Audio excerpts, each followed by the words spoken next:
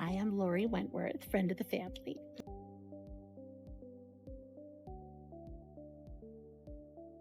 Angel Jimenez was a complex creature. Woo! Funny and full of turmoil and just a great visionary, I think. Yes. Very loving, giving, absolutely hysterical, mostly to himself. um, and a really good friend, just a good friend. Yeah. I mean, there's so many, but it's mostly based around parties, when we were all younger. It just him just getting out and dancing and having fun and pulling everybody out with him and just getting everybody to engage. There was never anybody allowed to just sit. Angel had to, if he saw you sitting on the couch, like I mostly like to do, he was like, no, no, no, no, no, no, come on, let's go. And he showed me how to salsa. So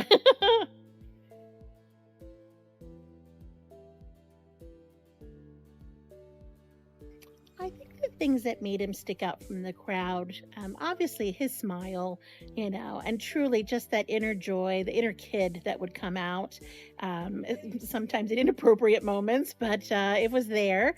But also, I think, especially lately, just before he passed, he was very much thinking in on himself and how not only can he improve himself, but how he can help others who are just starting out. I know, like the night before everything happened, we were here talking, and he just had so many wonderful ideas about mentoring young people, men, women who wanted to kind of get into the electrical business and just business in general. And he had so many ideas, and it just breaks my heart that he did not get a chance to fulfill those. So just that smile that would light up a room. So, yeah. So I met Angel through your mom, or through Donna, and through Bobby back in the day. They had just moved here to live on base, and Donna didn't really know a whole lot of people. So she invited us. We worked together. She invited us over, and I showed up, and it was this house full of Puerto Ricans. And it was so much fun. I mean, I've just never been to a party like that before. With little kids running around handing everybody beers, and it was crazy. And it just continuously, as every weekend after that was, just family. It was just always that way. And so I just got introduced to Angel that way, with the crew, as they were, all of them together at the time. So I would say the most time, for the longest time, was truly just at household parties. We didn't have the same circles, so we didn't hang out on a day-to-day basis. But when I would come over to the house and hang out Fridays and Saturdays, it was like I belonged. It didn't matter that we didn't have a lot in common. And then towards the end, it was mostly when I would come over to Donna's house, because he was here for so long, and just wonderful conversations. We'd watch TV and turn it off, and then the conversation would just start, and it would start off light, and then we'd go into some deep places, and then we go back to light places, and just a lot of, he was a fart in a skillet, just I mean, just one idea here, and then he'd go back here, and it was just amazing to talk to him. But that's mostly how we interacted. It was not, we didn't go out to dinner, we didn't hang out, we didn't go to clubs together, but it was mostly just the quiet times when he was able to be introspective, I guess, of himself and those around him. So, and appreciative of the quiet times. So.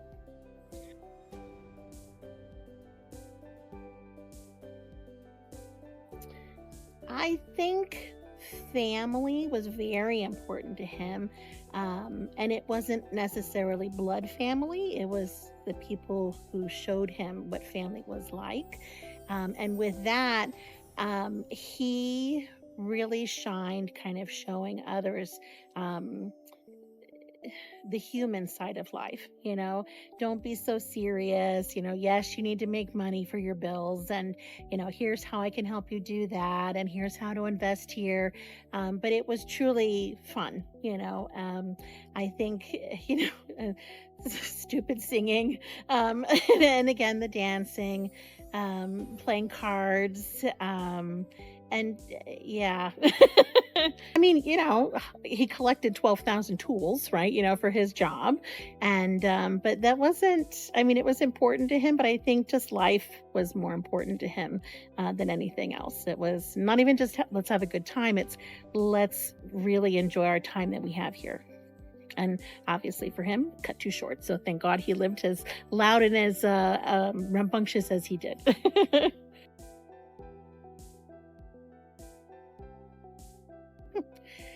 I think it's literally just walking into the house. I mean, here, truly, because he was always upstairs on the couch or in the kitchen. And he's, just, especially with your mom, with Donna, she's cooking and yeah, prodding her, Donna, just the way he would say it. And the two of them, I mean, I cannot walk through your front door and not feel him there. I'm just waiting for him to be here.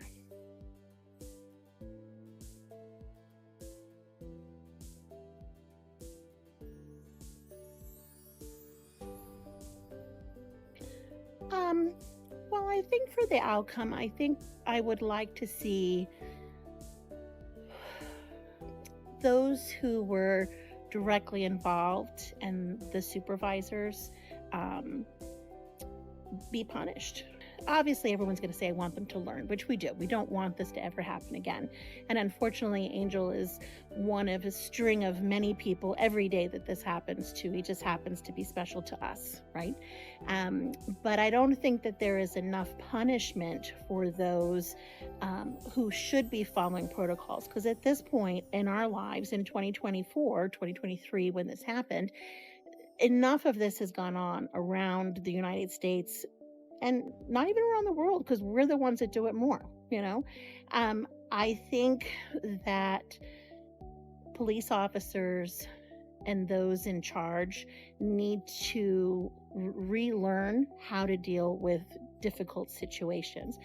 I am not a police officer. I understand that their job is incredibly difficult. But I think on the other hand, you can't treat everybody like you did the person before. You can't take someone else's baggage and dump it on the next person. And that definitely training protocols need to be in place, and there should be zero tolerance. And when we say zero tolerance, it means zero tolerance. If you do it, you're out. That's it. It's the only way to go in and clean house and make sure you're getting the right people to do the right job. You need people in who have compassion. And I just think that the protocols that are in place there were not enough. I don't know, because they won't tell us. And I think that's one of the big things. So I think if this is going to happen, because I would like to say not when, I'd like to say if this happened again or something similar happened again, that it wouldn't take so long. You change how you deal with the inmate. You have more compassion with that, but you also change how you deal with the families and the aftermath. Because if it happens again, you don't want 8 months, 10 months, 12 months to go by. If you've done something wrong, you need to admit it. Just like the person who was incarcerated, they did something wrong and they're getting punished for it. So make mandates. One person on one night with whatever guards were there wearing their monitors and cameras everywhere. You can't tell me that none of the stuff is not on video somewhere where they don't have to take 8 months to decide what happened. Not having any information builds the fire of anger inside of anybody, inside of a family. We want to know what happened. Did he suffer? Was it a medical thing? Were there other people in the room? Whatever the thing may be, we don't know. And that would be nice to know along the way. If you can just fill in the family, what happened?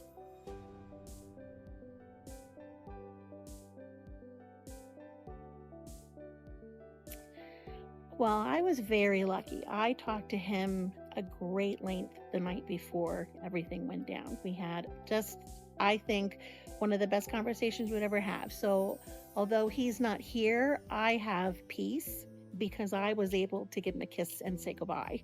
Had I known it was going to be forever, it'd be a little different, right? But I was able to say goodbye, where so many people were not able to say goodbye.